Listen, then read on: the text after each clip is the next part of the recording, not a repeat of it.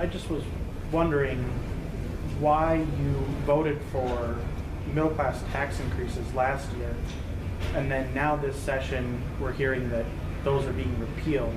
And I just was wondering why even vote for them in the first place if now they need to be repealed. Excellent question. Let's go back. Last year in the tax bill that we voted off the House floor, we had an increase on the wealthiest 2% of Minnesotans. We had a closing corporate tax loopholes.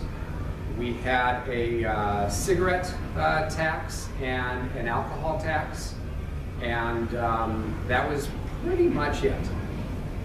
The tax bill that came back from Conference Committee didn't have the alcohol tax, and it added back in some business-to-business taxes.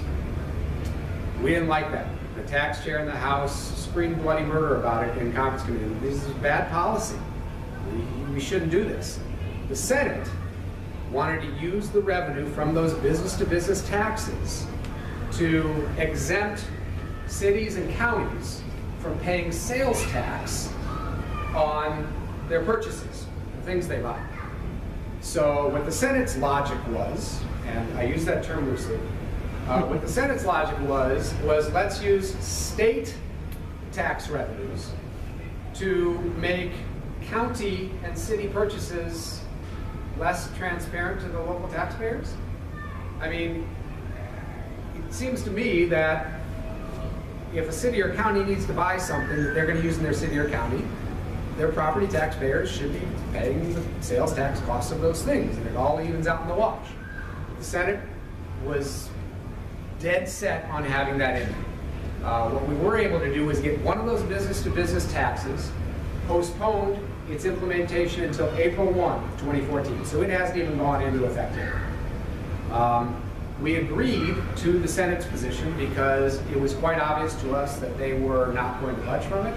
And we knew that with the revenue we were going to raise, primarily from the income tax increase on the wealthiest 2% of Minnesotans and the closing of the corporate tax loopholes, that we were going to be able to provide new funding for schools, especially early childhood education and expanding all-day kindergarten, freezing the tuition, providing $400 million in property tax relief, things that we had run on and wanted to do and had promised to do, and we figured we could sort the rest out once the Senate came to its senses and realized what bad policy they were forcing upon us.